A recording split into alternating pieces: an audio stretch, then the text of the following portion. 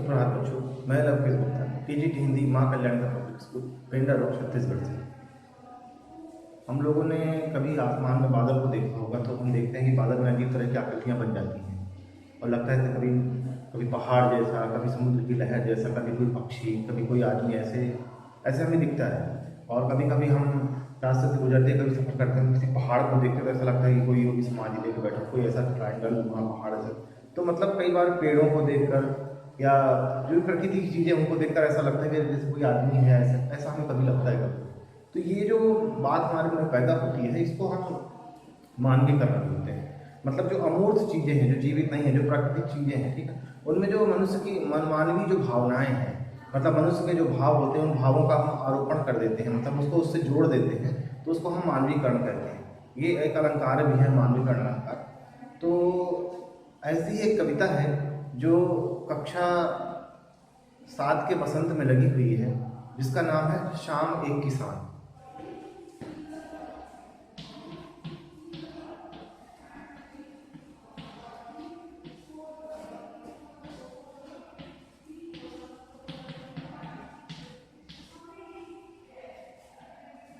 शाम एक किसान, और ये कविता है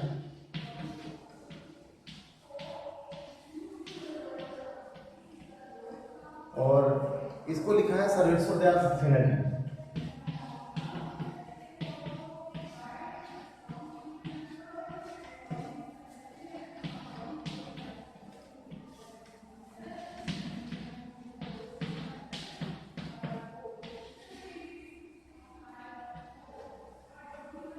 सर्वेश्वर दयाल सक्सेना जी। तो थोड़ा सा हम लोग सर्वेश्वर दयाल सक्सेना जी के बारे में जान लेते हैं। इनका जन्म 15 सितंबर 1927 1927 को बस्ती उत्तर प्रदेश में हुआ और उसके बाद इलाहाबाद से उन्होंने बीए और फिर 1949 में 1949 में इन्होंने एमए किया और इन्होंने दिल्ली में जो ऑल इंडिया रेडियो है वहाँ ये हिंदी समाचार विभाग जो था उसके सहायक संपादक के पद पर एक कार्य किए और इन्होंने लखनऊ और फिर भोपाल में भी आकाशवाणी में इन्होंने काम किया। इन्होंने कहानियाँ, उपन्यास, नाटक, यात्रा वृत्तांत, संस्मरण, कविताएं, बहुत बहुत सारी गद्य विधाओं में इन्होंने रचनाएं की, बहुत सारी विधाओं में इन्होंने रचनाएं की और इन्हें साहित्य अकादमी पुरस्कार भी मिला। इनका एक बकरी नाटक जो है बड़ा बड़ा प्रसिद्ध हुआ। साहित्य अकादमी पुरस्कार तो इनको 1983 मिला, 1983 में। इनका एक बकरी नाटक था जो बहुत प्रसिद्ध हुआ और जब आपातकाल का समय था तो उस नाटक पर प्रतिबंध भी लगा दिया गया था। उसमें इन्होंने बताया था कि कैसे जो लोग हैं वो गांधीवाद का चेहरा लगा करके और सब नहीं, मतलब दिखते तो बकरी लेकिन काम भेड़िए जैसा, ऐसा उसमें था कुछ। तो और जो सच्चिदानंद हिरण वात्स्यायन अज्ञेय हैं, बहुत बड़े रचनाकार हैं, उन्होंने इनसे कहा तो इन्होंने अपनी नौकरी छोड़ दी और फिर वो एक दिनमान जो पत्रिका थी उससे जुड़ गए, दिनमान एक पत्रिका थी उससे जुड़ गए। इन्होंने एक पराग नामक पत्रिका थी, उसके संपादक भी थे। और जो सप्तक है, ठीक है, तो सप्तक में 7 कवि होते हैं, तो तारा सप्तक एक रचना है जिसमें 7 कवियों का समूह रहता है। तो एक तीसरा सप्तक है, ये तीसरे सप्तक के प्रमुख कवि हैं, तीसरे सप्तक के प्रमुख कवियों में से एक हैं सर्वेश्वर दयाल सक्सेना जी। और 24 सितंबर 1983 को इनकी मृत्यु हो गई। तो ये तो था सर्वेश्वर दयाल सक्सेना जी के बारे में। तो आइए हम लोग चलते हैं कविता की तरफ। शाम एक किसान, मतलब शाम को एक किसान की तरह बताया जा रहा है कि जो शाम है वो एक किसान की तरह दिख रही है। कैसे देखते हैं आगे। आकाश का साफा बांधकर सूरज की चिलम खींचता बैठा है पहाड़, घुटनों पर पड़ी है नदी चादर से, पास ही दहक रही है पलास के जंगल की अंगीठी, अंधकार दूर पूर्व में सिमटा बैठा है भेड़ों के गल्ले सा। अचानक बोला मोर, जैसे किसी ने आवाज दी, सुनते हो। चिलम औंधी, धुआं उठा, सूरज डूबा, अंधेरा छा गया। मतलब शाम के बाद जो अंधेरा छा जाता है, खासकर जो शरद ऋतु में जो ठंड का मौसम होता है, ठंड के मौसम में जो शाम किस तरह से होती है उसका वर्णन बहुत ही अच्छे ढंग से उन्होंने किया है। ठीक है, सर्वेश्वर दयाल सक्सेना जी ने। आइए हम लोग जरा कविता को अर्थ करते हैं कविता का। आकाश का साफा बांधकर सूरज की चिलम खींचता बैठा है पहाड़। तो कभी साफा एक शब्द आया है यहाँ पर, साफा,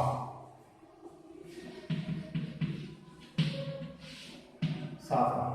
साफा का मतलब यहाँ पर पगड़ी से है। अक्सर आपने देखा होगा कि जो किसान लोग होते हैं वो सर पर पगड़ी बांधते हैं, ठीक है। तो यहाँ पर साफा का मतलब क्या है, पगड़ी से है। तो आकाश का साफा बांधकर सूरज की चिलम खींचता बैठा है पहाड़। कभी यहाँ पर कह रहा है जो पहाड़ है वो देखने से ऐसा लगता है कि वो एक किसान है, ठीक है ना। और आकाश का साफा बांधा हुआ है, एक पहाड़ जो है वो एक आदमी जैसा दिख रहा है, एक पहाड़। और ये आसमान जो है लगता है उसका साफा है, ठीक है। सूरज की चिलम खींचता बैठा है पहाड़, और सूरज जो है डूब रहा है। मतलब समझिए कि कुछ ऐसा दृश्य होगा कि ये पहाड़ है और ये आसमान है, तो ऐसा लगता है कि आसमान पे उसने पगड़ी बांधी हुई है, और दूर यहाँ पर जो है सूरज डूब रहा है ऐसे। तो ऐसा लग रहा है कि वो जो है ये पहाड़ है एक आदमी जैसा दिख रहा है, ठीक है। और ये जो इसका साफा है और सूरज डूब रहा है, ऐसा लग रहा है कि वो चिलम खींच रहा है। अक्सर जो किसान लोग होते हैं, ठीक है, वो काम वाम करने जाते हैं, खेत में बहुत सारा काम करते हैं, तो ग्रामीण क्षेत्रों में लोग क्या करते हैं, चिलम बना लेते हैं। जैसे साल के पत्ते होते हैं, ठीक है, उसको पत्तों को मोड़ मोड़ करके, जैसे आप मूंगफली या चनाचूर गरम खाते हैं तो वो जो तिकोना, जैसे आप आइसक्रीम खाते हैं वैसे तिकोना जो एक कोनिकल शंकु के आकार की जो एक रचना होती है, वैसे वो लोग पत्तों से ऐसे बना लेते हैं। और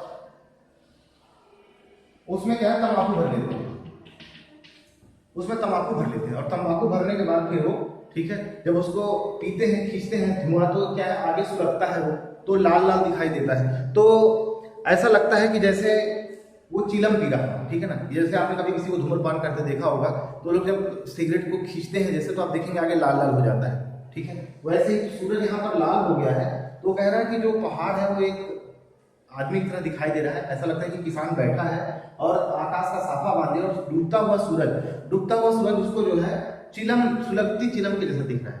कि जब चिलम को खींचा जाता है, ठीक है, इसमें तंबाकू भरकर जब उसको खींचते हैं तो आगे सुलगता है वो, ठीक है, सुलगने से एकदम लाल दिखाई देता है। तो शाम का जो वर्णन है बड़ा ही अच्छे ढंग से वर्णन किया है, ठीक है।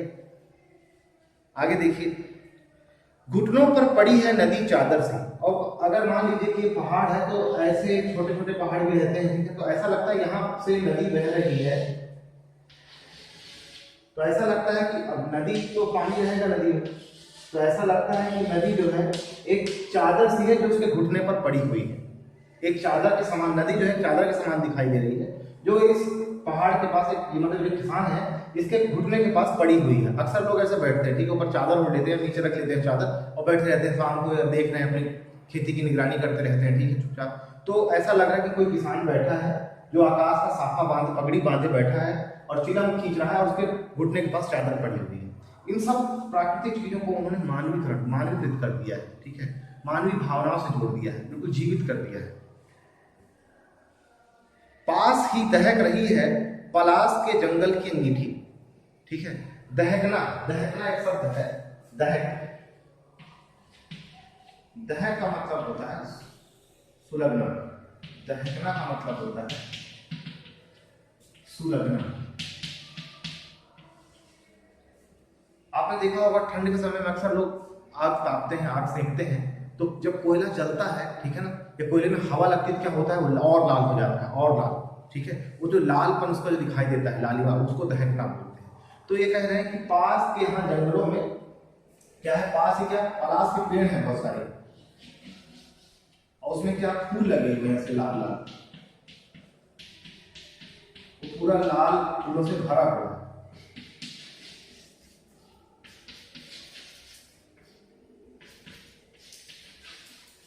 तो उसमें जो है लाल फूल पूरे लगे रहते हैं, पलाश में पेड़ होता है।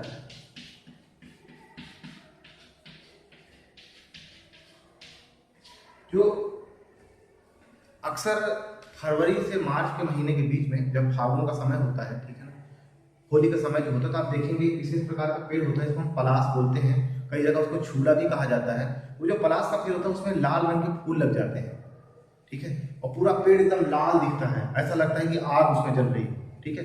तो कह रहे हैं, कवि कह रहा है कि पास के जो जंगल है वहां पलाश लगा हुआ है, और ऐसा लग रहा है उसको देखने से कि पास में अंगीठी दहक रही है। माने अंगीठी जो है, अंगीठी का मतलब क्या होता है?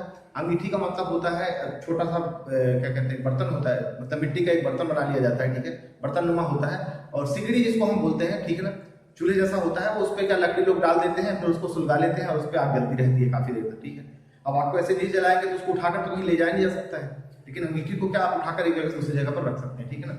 मिट्टी का एक पात्र होता है, तो पास ही दहकनी पलास के जंगल की अंगीठी, और ऐसा लग रहा है पास में जो पलास के जंगल है जो बिल्कुल इसके पास में ही, वो एक अंगीठी के समान, ठीक है, एक सिगड़ी के समान दहक रहे हैं, क्योंकि उसमें लाल फूल लगे हुए हैं। अंधकार दूर पूर्व में सिमटा बैठा है भेड़ों के गल्ले सा। और जब शाम होती है तो आप देखेंगे इधर सूरज डूब रहा होता है, उसके दूसरी तरफ अंधेरा छाने लगता है धीरे धीरे। एक तरफ तो सूरज डूब रहा है, लालिमा होती, दूसरी तरफ का जो भाग है वहां थोड़ा थोड़ा अंधेरा छाने लगता है, तो दूर अंधकार, ऐसा लगता है कि अंधेरा वहां से चला आ रहा है, ठीक है। दूर अंधकार सिमटा बैठा है भेड़ों के गल्ले से, ऐसा लगता है कि शाम हो, जैसे कि अगर किसी की भेड़ होती है तो क्या करता है, दूर भेड़ों को एक बाड़े में इकट्ठा करके रख देता है वहां पर, ठीक है, सब भेड़ों को एक जगह बाड़े में बैठा के छोड़ देता है और आगे से बंद कर देता है दरवाजा। तो ऐसा लग रहा है कि दूर जो है अंधकार जो है भेड़ों के गले जहां दिखाया जा, लग रहा है भेड़ों का पूरा झुंड है, भेड़ों का गल्ला जो है, भेड़ों का झुंड है जो दूर बैठा हुआ है, ठीक है। मतलब यहाँ कहीं से अंधकार हल्का हल्का छा रहा है, अंधकार हल्का हल्का छा रहा है।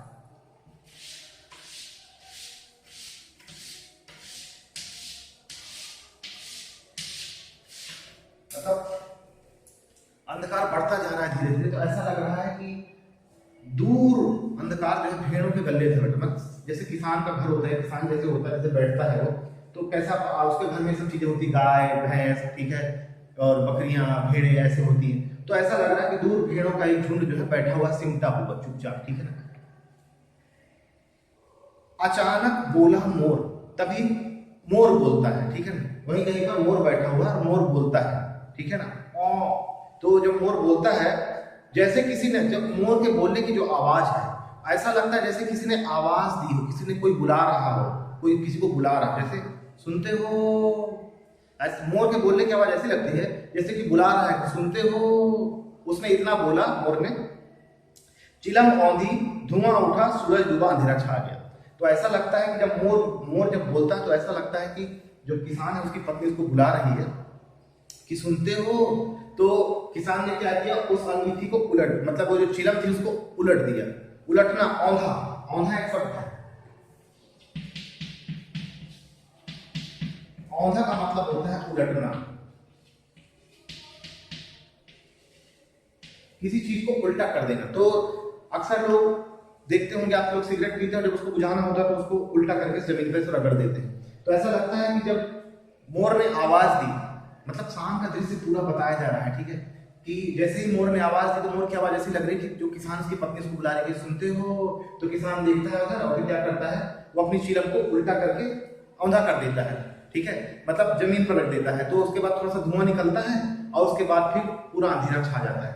मतलब जो शाम का वर्णन है बहुत ही अच्छे ढंग से इन्होंने किया है कि थोड़ी देर के बाद जो अंधेरा है वो बढ़ता जा रहा है, ठीक है, वो चिलम मतलब ये सूरज में डूब जाता है और धुआं, धुआं का मतलब क्या, धुआं काला होता है, तो सब जगह कालीमा कालीमा छाया। तो आप देखते हैं जैसे शाम होती जाती है, धीरे धीरे अंधेरा बढ़ जाता है, फिर सब जगह एकदम काला काला हो जाता है, ठीक है, सब चीज जो है अंधकार में डूब जाती है।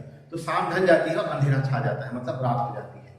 तो बहुत ही अच्छी कविता है बच्चों। इसमें मानवीकरण अलंकार का प्रयोग हुआ है और हर जगह सा, सी, इस तरह के शब्दों का इस्तेमाल हुआ है।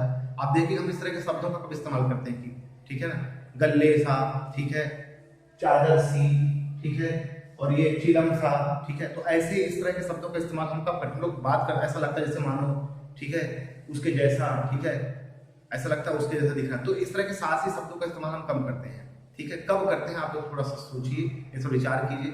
कविता को पढ़िए, कविता बहुत अच्छी है, हो सके तो याद कीजिए, और कविता को पढ़कर इसके जो प्रश्न हैं उनको पढ़िए और प्रश्नों के उत्तर कविता के माध्यम से खोजने का प्रयास करिए। और खोजिए कि क्या इस तरह की और भी कोई कविता है।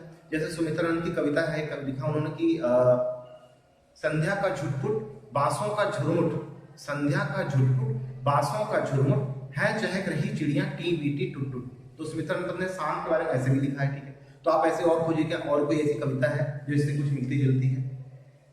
तो आज के लिए बस इतना ही बच्चों, ठीक है, धन्यवाद।